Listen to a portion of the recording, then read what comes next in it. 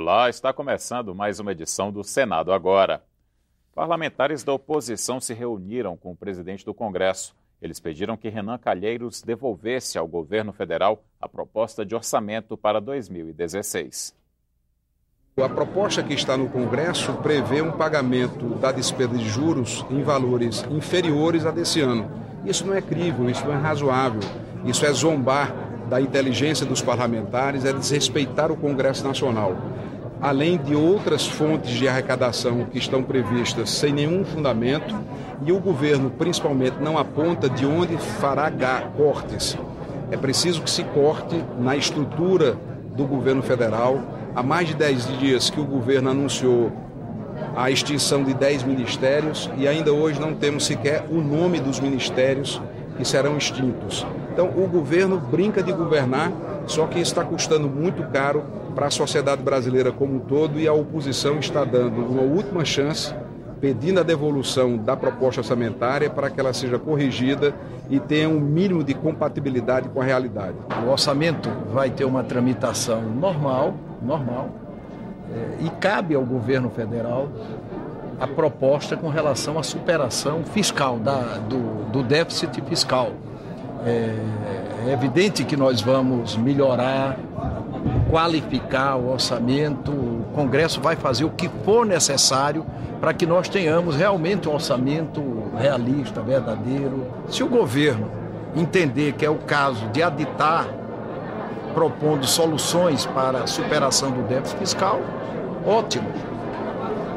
O Congresso é que não vai tomar essa iniciativa.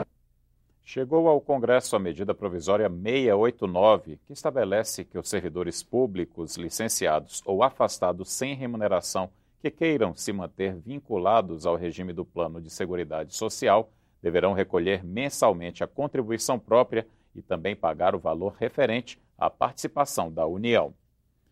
O Senado instalou nesta terça-feira um colegiado especial de parlamentares que vai propor soluções para a retomada do desenvolvimento nacional.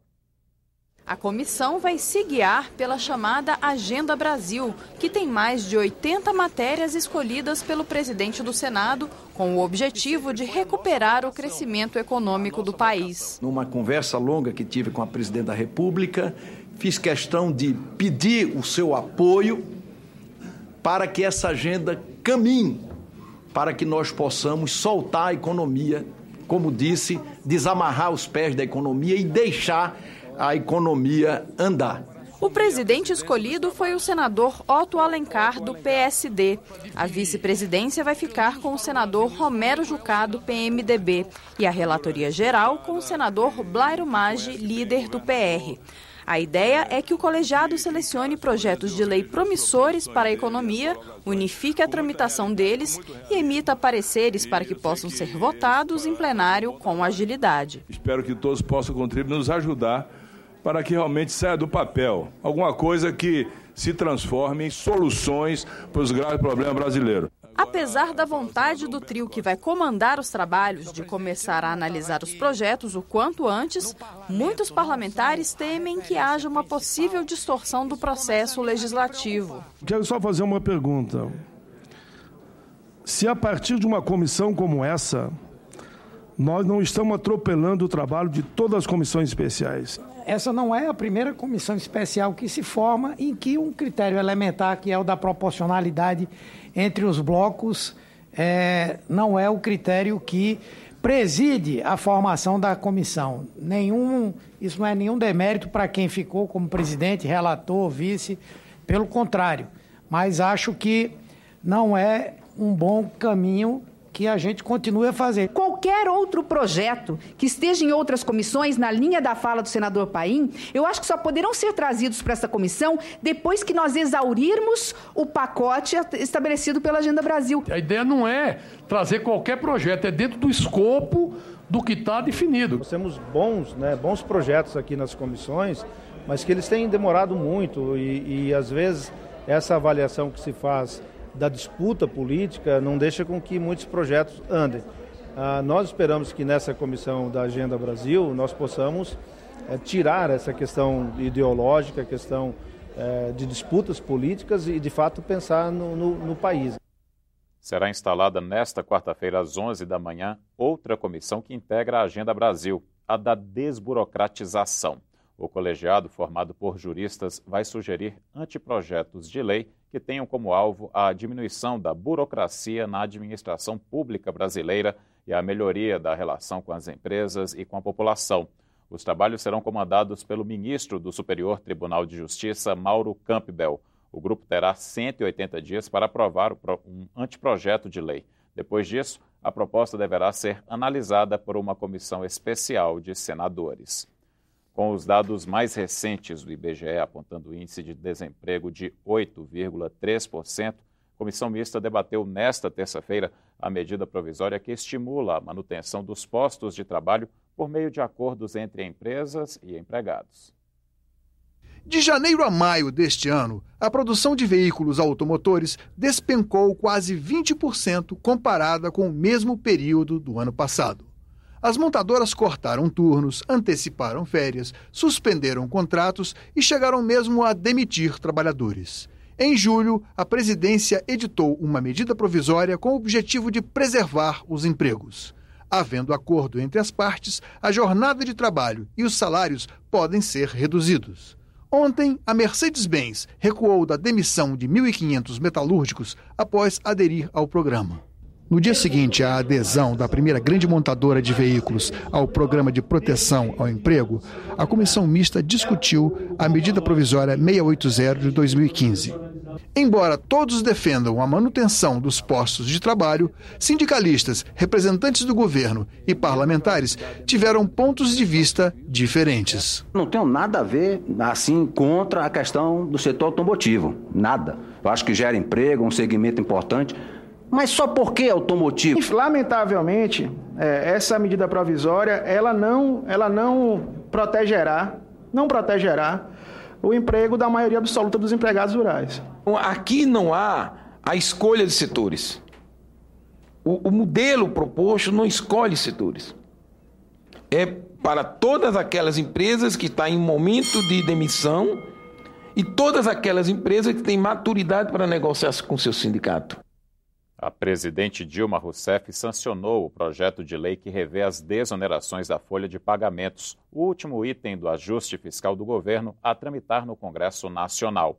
O texto foi aprovado pelo Senado no dia 19 de agosto. Para alguns setores haverá redução da desoneração, ou seja, aumenta a contribuição previdenciária que as empresas têm de pagar ao INSS.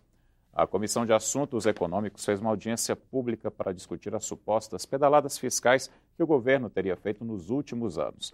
Segundo o processo aberto no Tribunal de Contas da União, 40 bilhões de reais teriam sido utilizados para maquiar as contas públicas. Irregularidades nos contratos de prestação de serviços com bancos federais, adiantamentos concedidos pelo FGTS sem autorização orçamentária, distorções das estatísticas e atraso nos repasses de recursos. São as principais falhas detectadas pelo Tribunal de Contas da União com relação aos gastos do governo em 2014. O mais grave é o caso do seguro-desemprego, em que durante um ano, nesse extrato, é possível observar saldos negativos recorrentes e sistemáticos, chegando até mais de 3 bilhões de reais de déficit. Aqui a gente está olhando só os saldos ao final do mês. Além das 13 irregularidades apontadas inicialmente pelo tribunal, há 2 novas, que aguardam esclarecimentos do governo.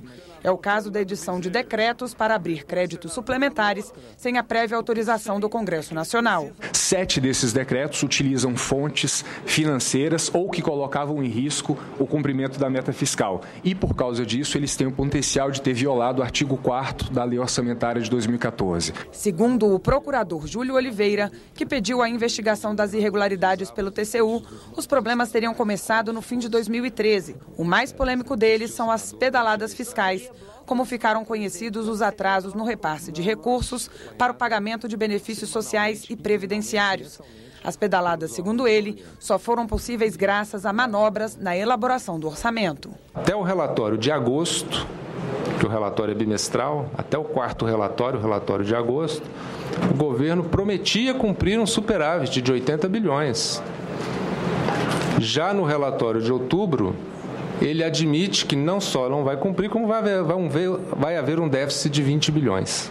Júlio também negou que as pedaladas foram praticadas por governos anteriores e disse que o atraso nos repasses tinha fins eleitoreiros. Essa mudança de panorama repentina de agosto para o fim de outubro, começo de novembro, revela, na minha opinião, a opinião do Ministério Público, um dolo evidente de manifestar uma situação fiscal irreal no período pré-eleitoral e só trazer a realidade da lei de responsabilidade fiscal após o período eleitoral. Nós vivemos foi um carnaval em que a política econômica dava bebida e o marketing dava fantasia. Nós precisamos fazer um meia-culpa nosso do Senado. Eu acho que a gente não fez com toda a ênfase a fiscalização que deveríamos ao longo dos últimos anos. De quem é a responsabilidade pelas pedaladas fiscais? Os empréstimos de bancos públicos para o seu controlador e pelo não contingenciamento das contas eleições. Os gestores ou o presidente da República. E os decretos presidenciais que nós questionamos e apontamos como fraudulentos, porque violaram os dados oficiais que o próprio governo dispunha e tinha conhecimento, e que ele intencionalmente ignora, são decretos que levam a assinatura da Presidente da República. Isso me leva à conclusão de que a responsabilidade é da excelentíssima senhora Presidente da República. Senadores da base do governo argumentaram que os atrasos nos repasses não configuram empréstimos. Tem uma outra linha política muito consistente também, baseado no Código Civil, o vigente, de que nem todo contrato que gera juros é contrato de empréstimo. É possível ter a previsão de pagamento de juros no contrato de prestação de serviço, porém, da forma como foi feita durante tanto tempo e na materialidade que isso alcançou, naturalmente caracterizou o financiamento do governo federal por meio dos seus bancos públicos. Nesse momento em que, por questões de natureza formal, se pode levar a uma rejeição das contas da Presidente da República, que, por consequência, poderá embasar um pedido de impedimento da Presidenta da República, é importante que a gente aprofunde em todas as consequências e em todas as direções para saber se esses números, de fato, influenciaram o resultado da eleição. Se a análise é técnica, nós não podemos repassar a eles a responsabilidade se amanhã o relatório do TCU vai dar subsídios e condições para que haja o impeachment da Presidente da República. O plenário do Senado começou a discutir nesta terça-feira parte da reforma política que já foi votada na Câmara. Mas a divergência sobre o financiamento das campanhas por empresas acabou impedindo a votação. Na tribuna, ninguém defendeu abertamente esse ponto. O projeto que veio da Câmara mudava 70 artigos da legislação eleitoral.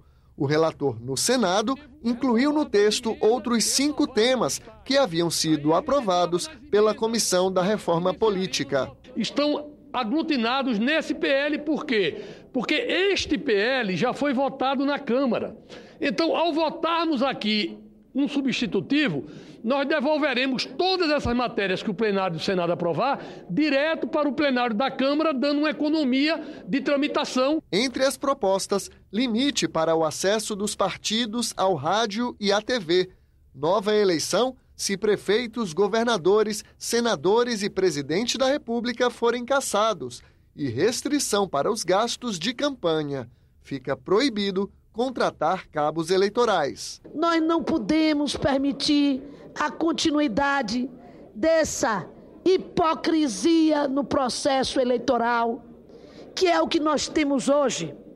A contratação de cabos eleitorais legalizou a compra de votos no Brasil. Outro artigo tenta barrar os deputados eleitos com a ajuda dos puxadores de votos. Só tomam posse os candidatos com pelo menos 10% do quociente eleitoral, mesmo que o partido tenha direito a mais cadeiras no Legislativo. O texto também cria as federações partidárias. 2 ou mais legendas podem se unir para disputar eleições, mas devem permanecer juntas durante 4 anos. Mudanças também no fundo partidário. ele fica restrito aos partidos que tiverem até 2018 diretórios permanentes em 10% das cidades e em pelo menos 14 estados. O projeto limita os gastos de campanha de 50% a 70% dos custos nas eleições anteriores, mas a maior polêmica ficou por conta do financiamento por empresas. O projeto permite a doação de pessoas jurídicas aos partidos políticos até 2% da receita, ou no máximo 10 milhões de reais, e cada legenda só pode receber até 0,5% do total. Para vários senadores, a proposta deveria acabar com o financiamento empresarial. Mais de 80% das pessoas em todas as pesquisas de opinião hoje se manifestam pelo fim dessa relação de financiamento de campanha eleitoral com empresa privada. Não acredito que empresário dê dinheiro para campanha eleitoral que não seja pensando em usufruir depois da eleição de algum benefício, de algum interesse. Todos os escândalos de corrupção ocorridos desde os anos 90, eu vou mais adiante, desde a Constituição de 1988 até hoje, todos tiveram a sua raiz, a sua matriz no atual modelo de financiamento de campanha. O projeto da reforma política continua na pauta do plenário nesta quarta-feira. A votação está marcada para começar às 14h. O elevado preço dos voos para a região amazônica foi tema de audiência pública na Comissão de Meio Ambiente e Defesa do Consumidor. Representantes das 4 principais companhias aéreas do país participaram do debate, que contou também com a presença do presidente da Agência Nacional de Aviação Civil. Com uma análise comparativa, o autor do requerimento apresentou distorções nos preços cobrados em voos para a região norte do país. Segundo ele, um voo de ida e volta do Brasil para Tóquio, no Japão, pode ser encontrado hoje pela metade do preço de uma passagem só de ida de Brasília para Rio Branco, no Acre. Nós conseguimos ter no mesmo período passagem de ida e volta para Tóquio de R$ 1.400 e uma passagem de ida para Rio Branco a R$ 1.700 no mesmo dia de ida. Os representantes das companhias aéreas reclamaram da alta carga de ICMS cobrada nos voos nacionais. Explicaram que obras na pista do aeroporto de Rio Branco exigem o emprego de aeronaves menores nessa rota. E apresentaram números que, segundo eles, apontam uma redução média das tarifas praticadas no país nos últimos 10 anos. Como tem mais gente comprando com antecedência, a tarifa média cai, não obstante poder ter ainda alguma tarifa maior. Saio daqui para a Argentina, na mesma bomba que eu estou abastecendo em Guarulhos, por exemplo, eu pago para sair de Guarulhos para Manaus, para sair para Porto Alegre, eu pago os 25%. Para a Argentina, eu não preciso pagar, como qualquer voo internacional outro. Mas a evidência de distorções nos preços em voos para a região norte foi reconhecida. Enquanto a gente tem uma média de 60% de bilhetes no país abaixo de R$ 300, no Acre essa média está em 37%. Portanto, há esta diferença, ela é reconhecida, é pública. Nós temos que tratar o preço do norte do Brasil. E no norte do Brasil nós temos tarifas hoje inadequadas, caríssimas, que precisam ser revistas. Os preços reduziram no Brasil inteiro mais de 50% nos últimos 10 anos, para a região norte também. O que nós temos é algumas passagens que são compradas com menos antecedência, elas acabam sendo mais caras. Eu estou tratando desse tema já fazem mais de 4 anos e não vamos aceitar que quem vive na Amazônia, especialmente no Acre, Roraima, tenham que ter o sacrifício de pagar a passagem mais cara do Brasil e do mundo. Isso é um serviço de primeira necessidade para quem vive na Amazônia e tem que ter um preço justo. Esta edição termina aqui. Você terá outras notícias a qualquer momento na nossa programação. Obrigado pela companhia. Até a próxima.